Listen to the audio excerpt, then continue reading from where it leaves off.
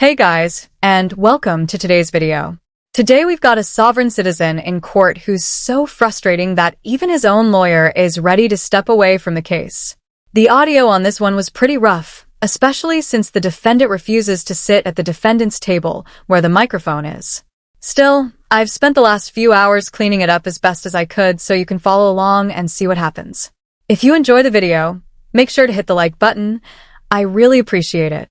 Now, let's get into it. Court calls the people of the state of Michigan versus Philip Andrew Liefers, case number 26819FY.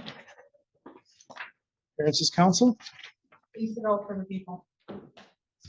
Good afternoon, Your Honor. Bernard Jockins appearing on behalf of the defendant, Philip Liefers.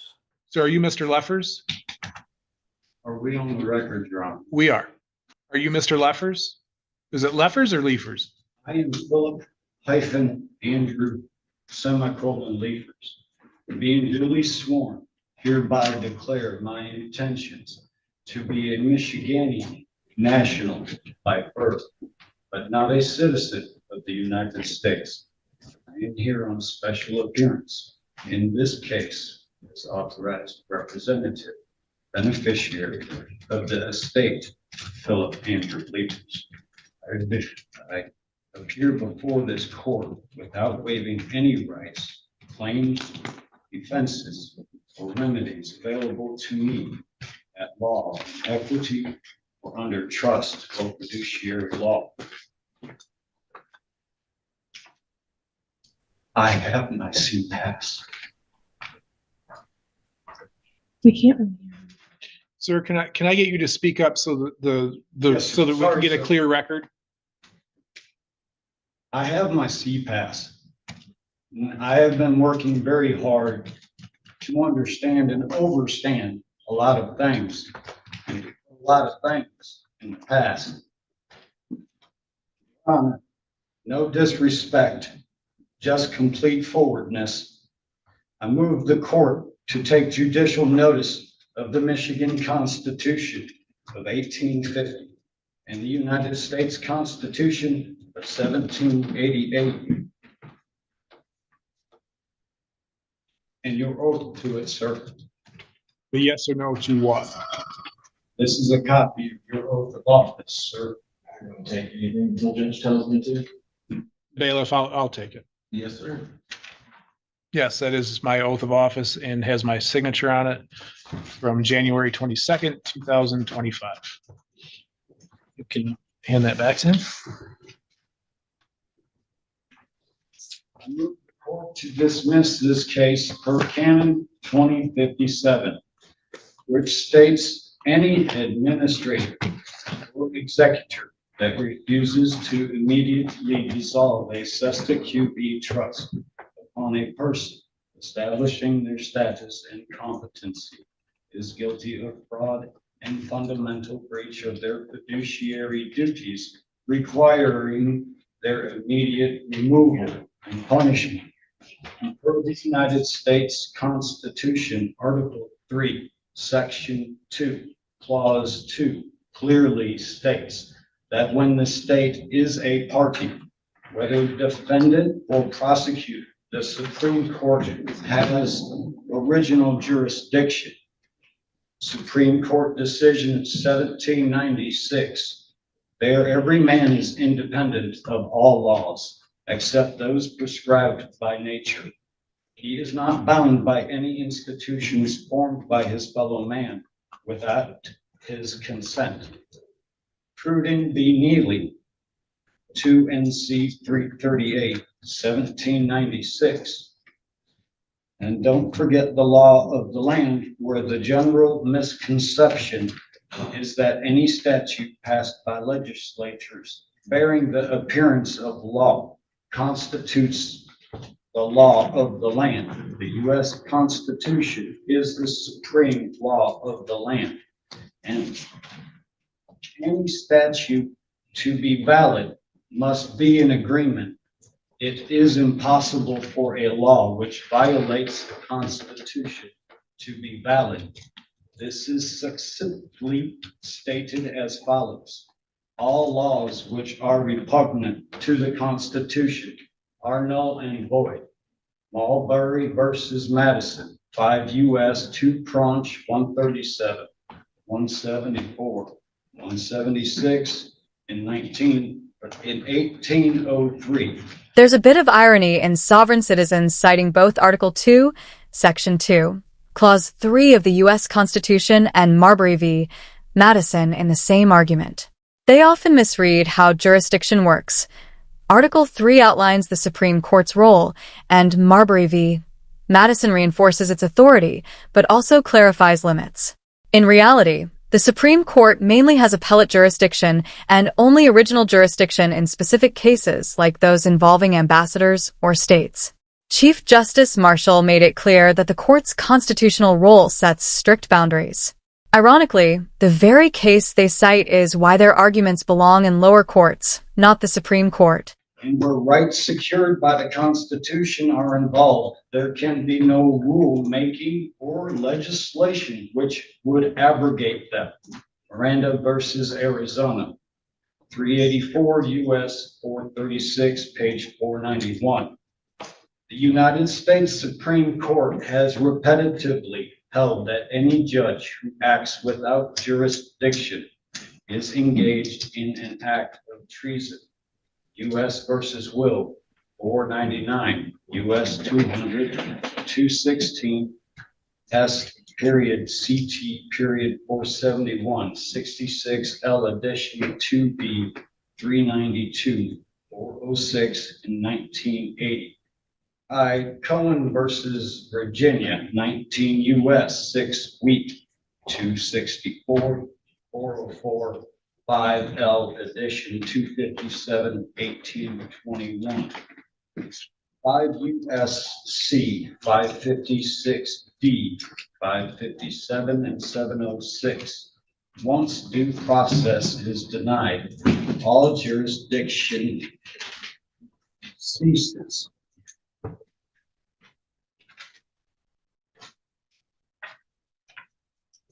Due process has not been properly followed on me. I have not been given full disclosure of everything, including the accounting information, the bid bond, the performance bond, the payment bond, all accounting involved in this, as well as I have not been given the almost 1 hour video of the security footage from Save-A-Lot. Only 14 seconds is what I was informed from Mr. Jockins, and when I asked him for it, he denied me access to it. So I am not being given a fair shot. So I have removed him as my counsel. Judge, I can't see Mr. Lepers in there. I don't know if the court wanted me to respond. Sure, let me adjust the camera. I'm sorry for that.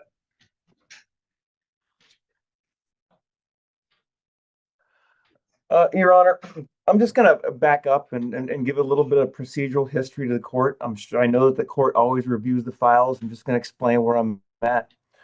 When I was initially assigned counsel on this case, I took the time and opportunity to review Mr. Lepers and consult with Mr. Lepers, not in person, but I did.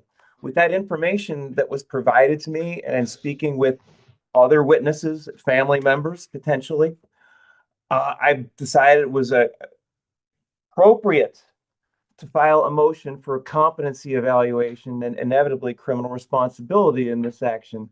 And the court could take notice to the Mr. Lepers' remarks, motion, etc. Judge, I provide everything to Mr. Lepers, as I do for all of my clients. And I do follow the Michigan Constitution, the United States Constitution, and every case I have is as important as anything that is going on.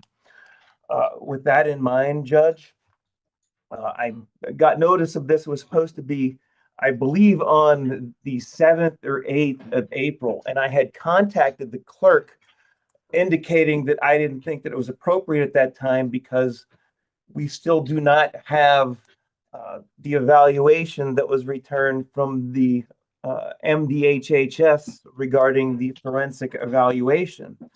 And maybe the court can understand, the reason why I requested this evaluation, regardless if something was like a ChatGPT sovereign motion. If the court wishes to remove me, I am fine with that. If somebody doesn't want me to represent them, that's fine. But at the same time, I meet all of my obligations and do everything that I am supposed to do with each client, even more so. Yeah, I can't really blame his lawyer for wanting to bolt out of there as fast as possible. Sovereign citizen arguments are basically a legal superglue buffet nobody ordered. So with that in mind, Judge, the only concern that I have is that we're still waiting on a forensic evaluation that Mr. that Mr. Leffers had participated in approximately a calendar week back. We got the motion, but no order. Yeah, What did I do a calendar week back? I don't show where I mean, I see where, at least I can't put my hands on it now, but I remember you filing a motion. But I have not signed an order for a competency evaluation yet. Well, with that in mind, Because- Judge, I don't know what the court would like to do. If the court would like me to get, I thought that I had provided a competency order, SCAO form. If not, Your Honor, I'm fine with Mr. Leffers proceeding on his own.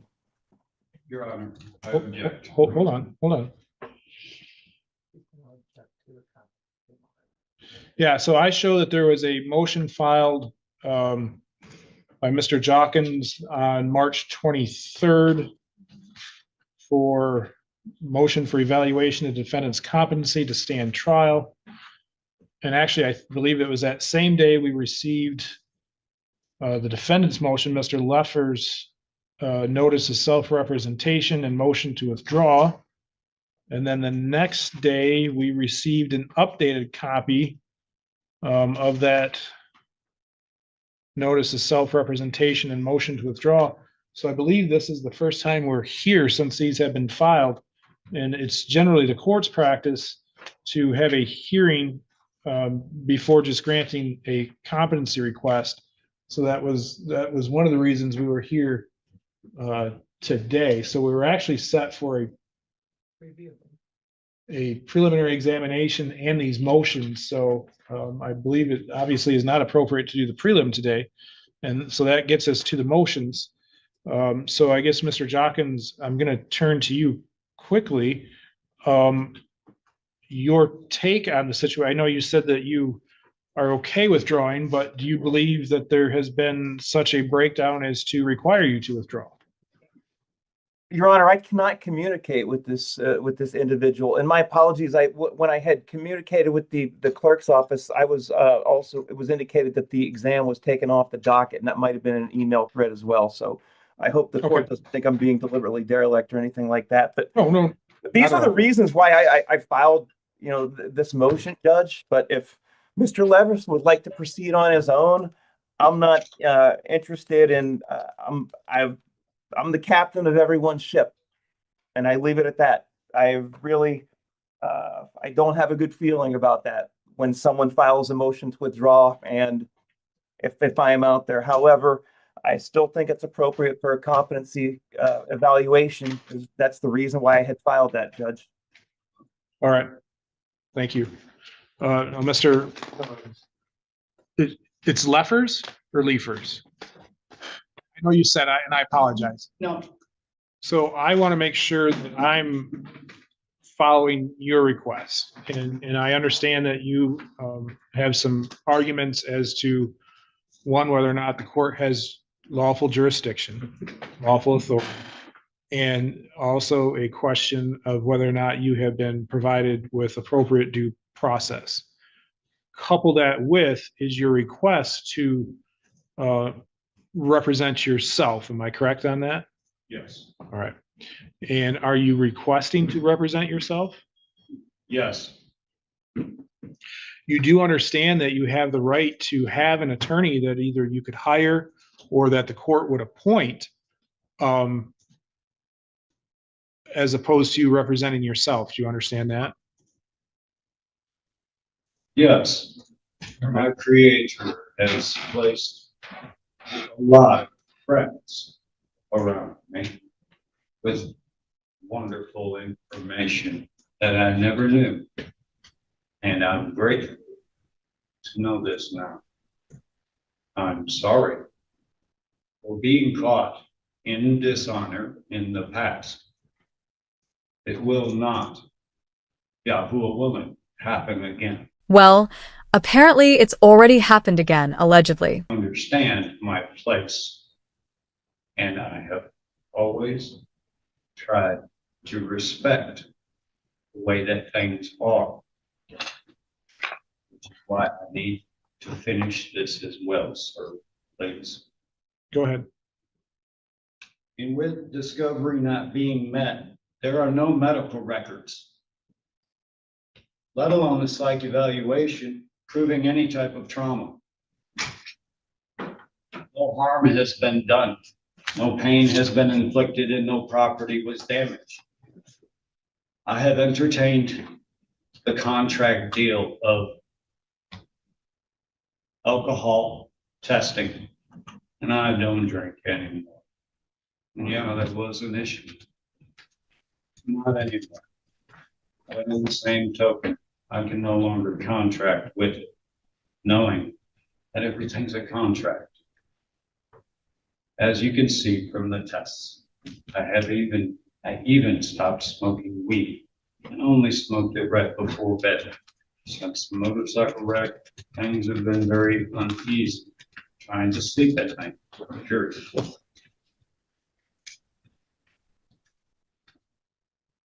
Definition of presumption.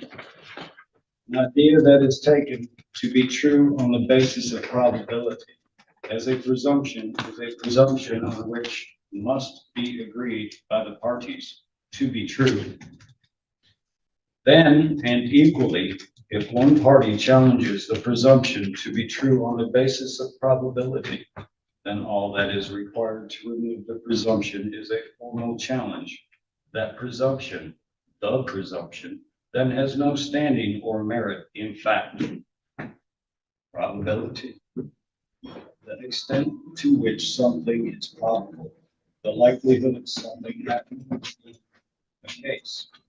By definition, then, this is not substantive, as it is only a probability of what may be, and therefore has no substance in marital fact. An incorporated state court does not operate according to any true rule of law, but by presumption, color of the law. Therefore, if presumptions presented by the private bar guild are not rebutted, they become fact, are therefore said to stand true. There are 12 key presumptions asserted by the private bar guilds, which, if unchallenged, stand true, being public record, public service, public oath, immunity, summons, custody, court of guardians, court of trustees, government as executor, beneficiary, agent and agency, incompetence and guilt.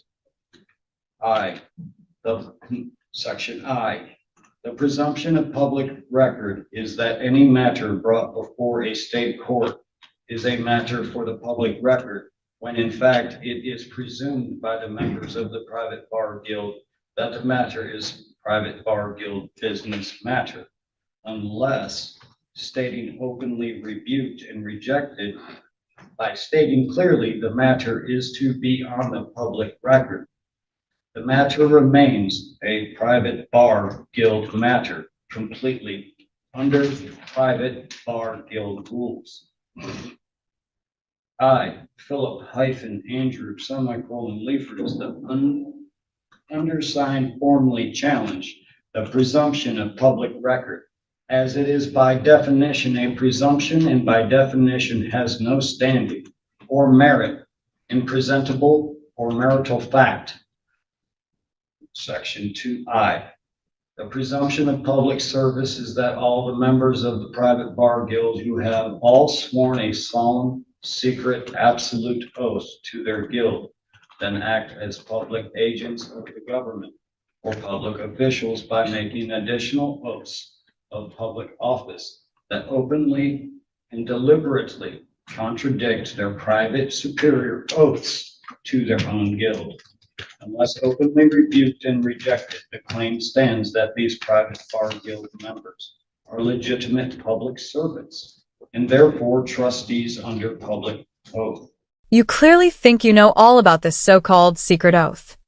Either it isn't actually secret, which it isn't, or you don't really understand what you're talking about, which seems more likely. And honestly, both things can be true at once. I am back in place. I do not need a trustee over my estate. Will govern as my creator wants me to. I, Philip-Andrew Leafers, the undersigned, formally challenge the presumption of public service as it is by definition a presumption and by definition has no standing or merit in presentable or marital fact. Section 3I. The presumption of public oath is that all members of the private bar guild acting in the capacity of public officials who have sworn a solemn public oath remain bound by that oath and therefore bound to serve honestly, impartiality, and fairly as dictated by their oath. Unless openly challenged and demanded, the presumption stands that the private bar guild members have functioned under their public oath in contradiction to their guild oath. If challenged, such individuals must recuse themselves as having a conflict of interest and cannot possibly stand under a public oath. I, Philip-Andrew Leafers, the undersigned, formally challenge the presumption of public oath as it is by definition a presumption and by definition has no standing or merit in presentable or marital fact. IV.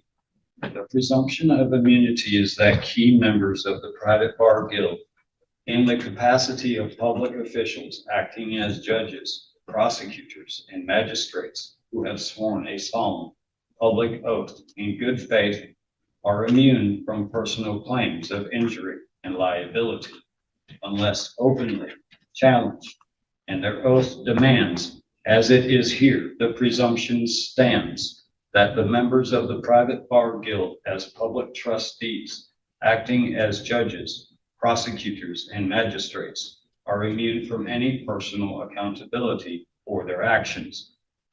I, Philip-Andrew Leafers, the undersigned, formally challenge the presumption of immunity as it is by definition a presumption and by definition has no standing or merit in presentable or marital fact. B. The presumption of summons is that by custom and summons unrebutted stands, and therefore one who attends court is presumed to accept a position, defendant, juror, or witness. In jurisdiction of the court, attendance to court is usually invitation by summons, unless the summons is rejected and returned with a copy of the rejection filed prior to choosing to visit or attend. Jurisdiction and position as the accused and the existence of guilt stands. I, Philip, Andrew,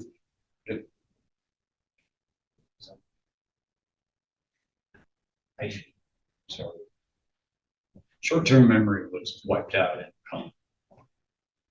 I, Philip-Andrew Leafers, the undersigned, formally challenge the presumption of summons as it is by definition a presumption and by definition has no standing or merit in presentable or marital fact. Section B.I. The presumption of custody is that by custom and summons or warrant or arrest unrebutted stands, and therefore one who attends court is presumed to be thinking, is presumed to be a. Judge, I'm fake, sorry, I'm objecting at this point. And Right now, there's hold on. nothing that's relevant. This is just rambling and rambling and rambling. Chat GBT, sovereign citizen stuff. It's gotten to the point where someone finally has to tell him to stop talking. You'd expect that to be the judge, who doesn't really seem at fault here, but instead it's his own attorney on the record stepping in, trying to prevent his client from causing any more damage than he already has.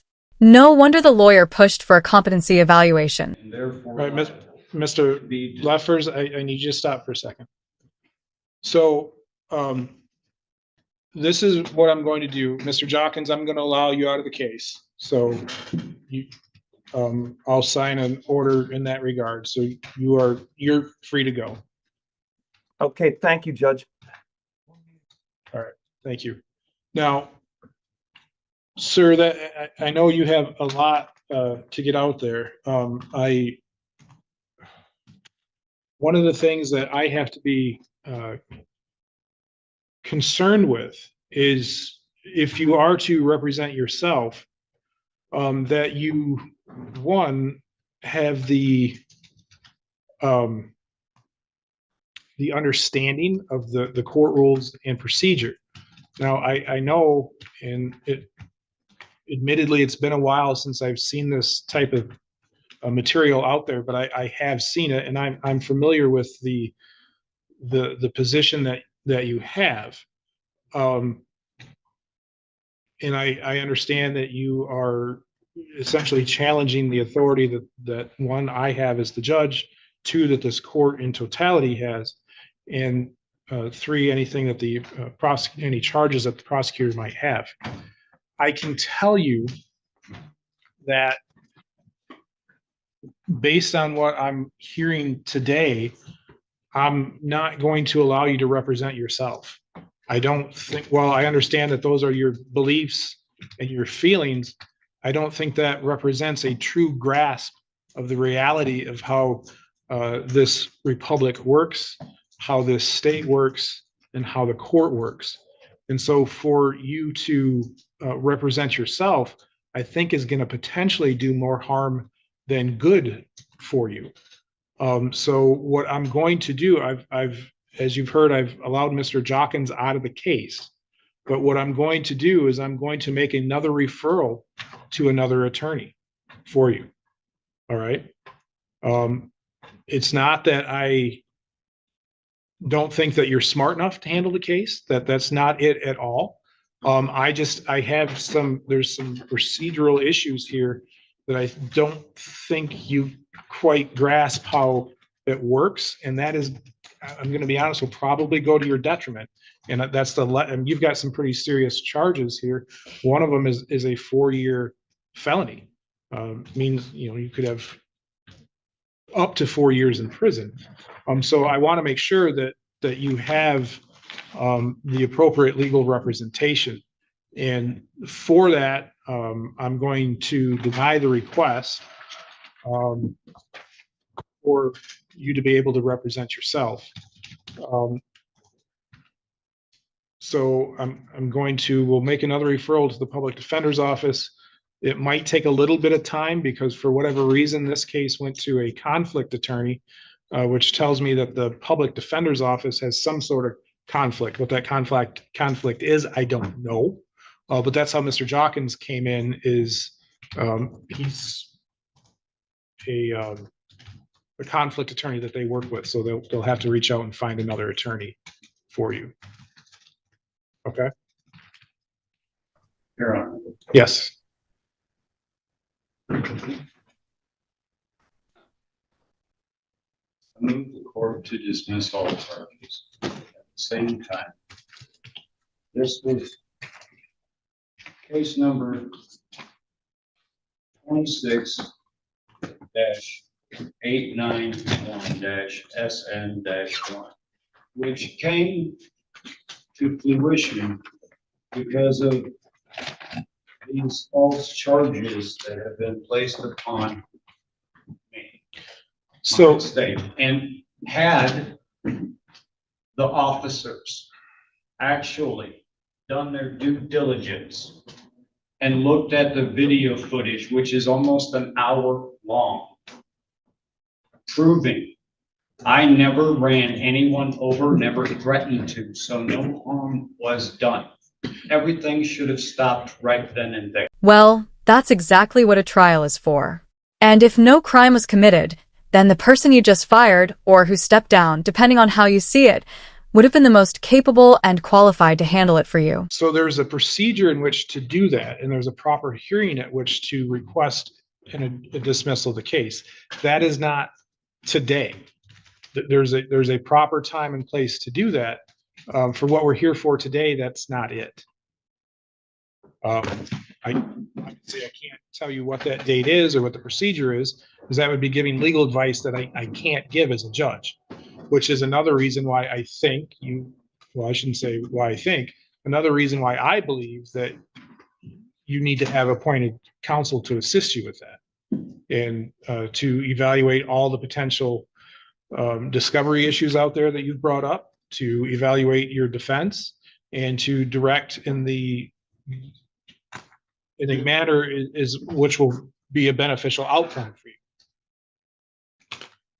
So what I'm going to do is we'll reset this case for another day. We'll get another attorney appointed for you, and we'll have that attorney get in contact with you, and then you can discuss with them your concerns and the best procedure for moving forward. Okay? All right, so that's almost the end of the video. The judge is going to find him incompetent to represent himself, since that would create an unconstitutional burden of non-representation on the defendant. He does have another hearing coming up, but before we wrap up today, there was a short exchange between the defendant and the judge that really has to be heard to be believed. Problem with that, though. I didn't know this both sides do. I do now. It goes against the Constitution. Even if you do have conflict. So if you want to push this to the Supreme Court, I'll go and stand in front of the Supreme Court. Well, I'm okay with that. that's certainly your prerogative to do that. So, and that's why we have the appellate courts in place. So I need a ruling, sir. Are you going to dismiss these charges on lack of jurisdiction and a violation of my constitutional rights? Article 3, Section 2, Clause 2. Right, Mr. Leffers, I have found that I'm not allowing you to represent yourself in the court. So it's not appropriate for me to give a ruling today because I'm not allowing you to represent yourself. That is something that an attorney can assist you with. I will state, as I stated before, today is not the proper time to entertain that request for a dismissal. All right. All right. So I'll need Disrespect, sorry. none taken, none taken. Learning curve. Learning curve. Yeah, I don't think you're meant to treat a learning curve like a fun experience when the downside could be a potential 4-year prison sentence if things go wrong. That said, we've reached the end of the video. Like I mentioned, there's a hearing coming up in the future, and I'll definitely be following up on how that turns out. If you enjoyed the video, hit the like button. If you didn't, hit the dislike button. Either way, feel free to leave a comment below and subscribe with notifications on so you don't miss any future updates.